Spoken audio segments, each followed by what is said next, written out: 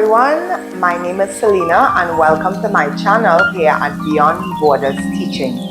On last week's episode, we talked about the practical aspects of moving to the US, some of the things you should be aware of before deciding to take this step. So I invite you to go back to that episode if you haven't checked it out before. On this week's episode, we'll be talking about classroom management. I'm sure that's a topic worldwide. It's something all teachers go through at one point or the next until we master it, because it's not a one-size-fits-all. So on this episode, we'll be diving into the aspect of that, my experience of classroom management here in the US versus what I would have experienced back home. Stay tuned. I'm diving into classroom management and the differences I observed from my home country versus here in the US. So classroom management have definitely changed over the years. My dad would have told me stories of when he was growing up as a boy, corporal punishment was allowed, and many things that he would have endured during his school experience. As am I during my school experience. For part of it, corporal punishment was also allowed. And even if it wasn't allowed, sometimes it still happened. And it was happening because sometimes the parents still encouraged it. I remember in my early years of starting teaching, a parent once brought me an instrument and told me if the child is acting up to use it.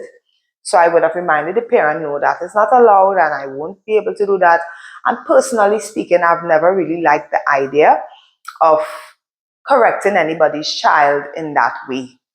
But of course, here now in the US, that is of course totally not allowed. So as teachers, we have to figure out better ways, more positive ways to reinforce the behaviors we want to see in our classrooms. Now, in my country, of course, the children have respect, a different level or a different degree of respect for the adults, for their teachers. So sometimes they are doing something and because they see the teacher pass by, they straighten up, they act different, they get into order. And kids are like that no matter where you go. So of course, they would have the teachers who have that signature look, like a parent who has that signature look. And from the time they look at you in a particular way, you know how to act. You know it's time to get it together and buckle down. So there are various things I would have compared and observed and had to adjust here in the US in terms of classroom management styles. So structures, rules, respects are, of course, globally across all borders. That's the expectation we want with our kids. And I always like to say I'm a holistic teacher. Academics, yes, but also the social development of the child is also key. So some of the things, of course, in the US that is different to back home is they focus more on positive reinforcements to get the behaviors they want the kids to show. Now, in my country, kids, of course, if they are not showing the behavior you need, you will usually call in administration.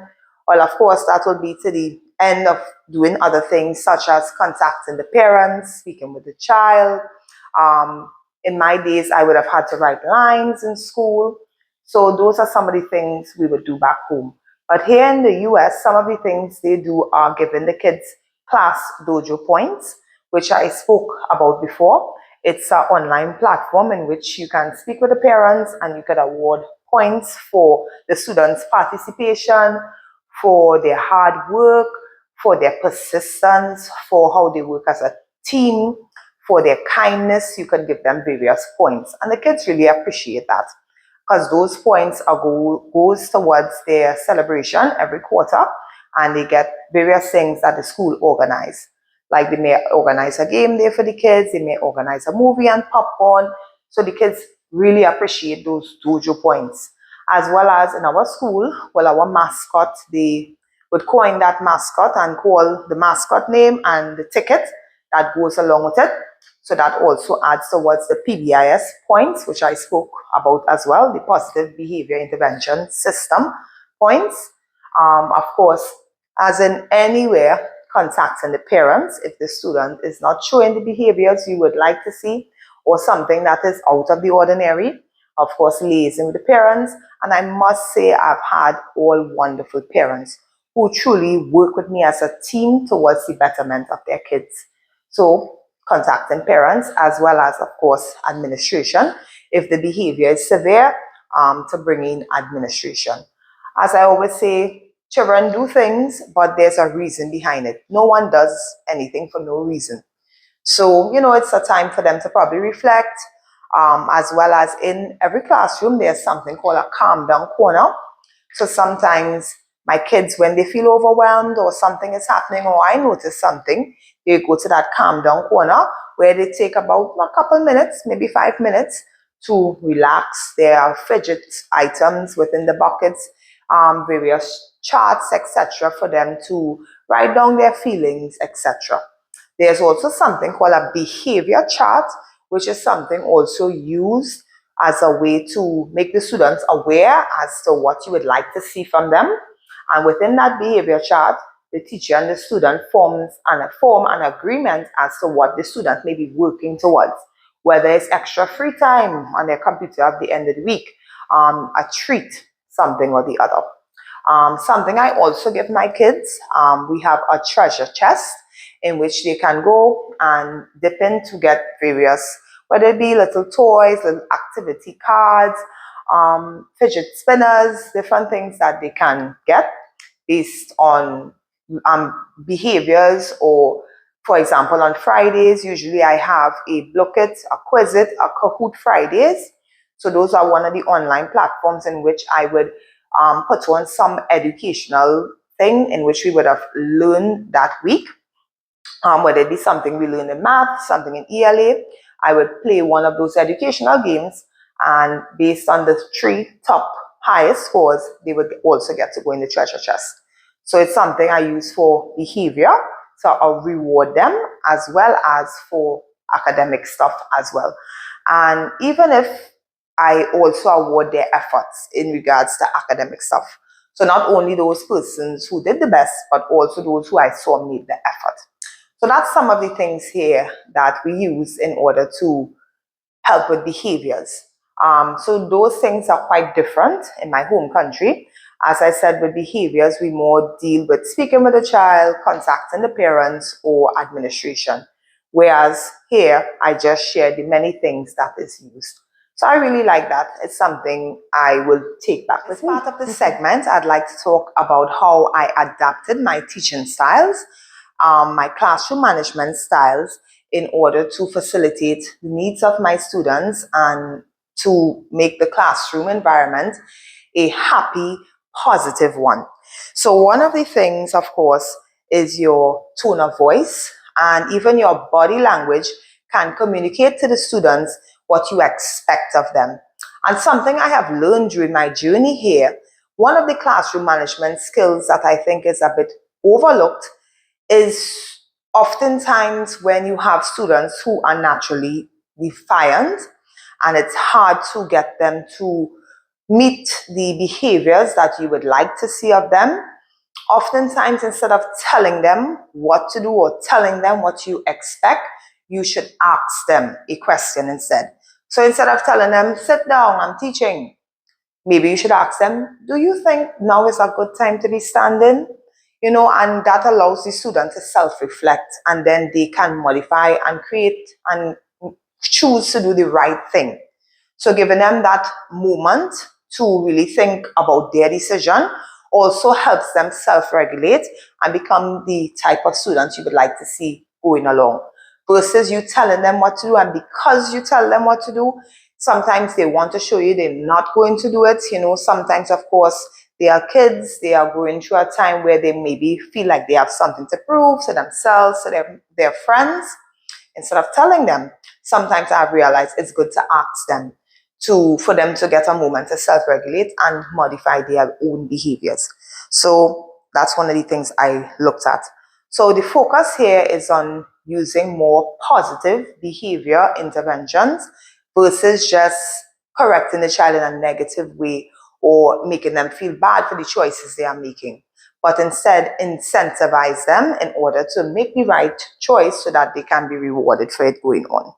So as something I really liked. So a cultural thing, of course, that is still used, as I would have spoken about before, is contacting the parents if there's behaviors that are not allowed.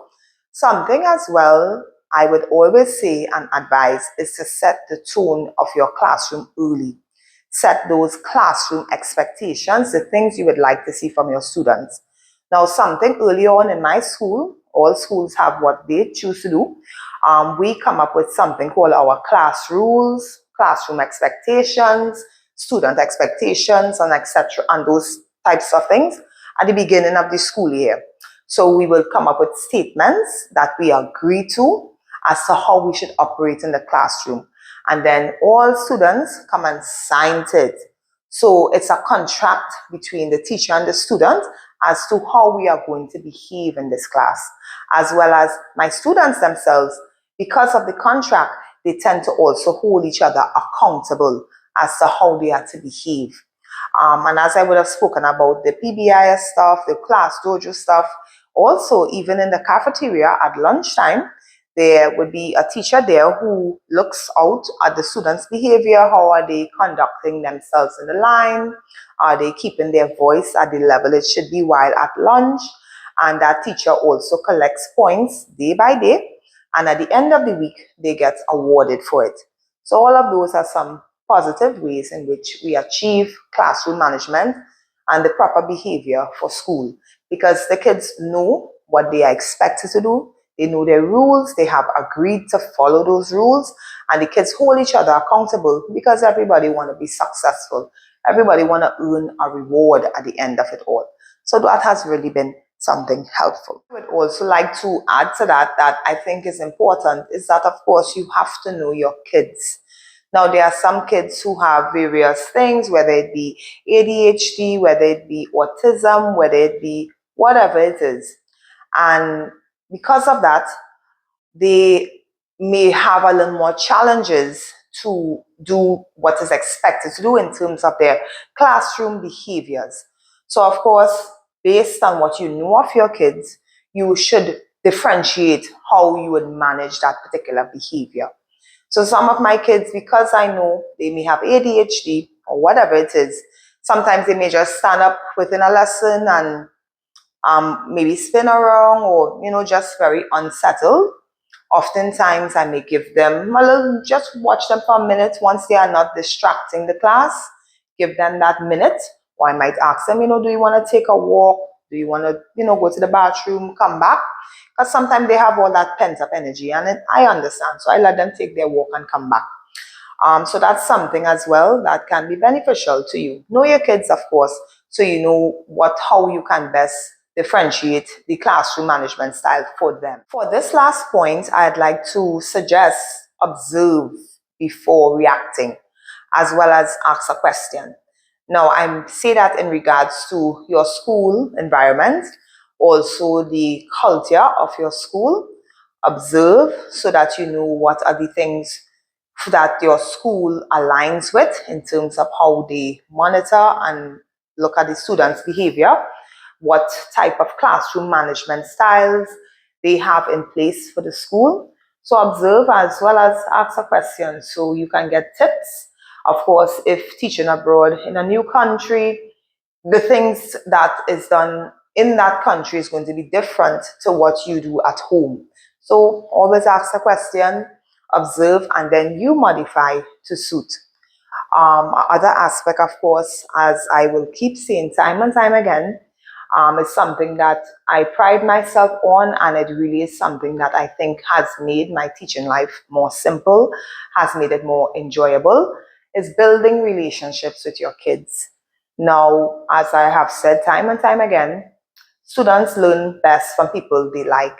So get to know your kids, have that relationship with them, and they tend to be more receptive to listening and being obedient to the instructions you have laid to them.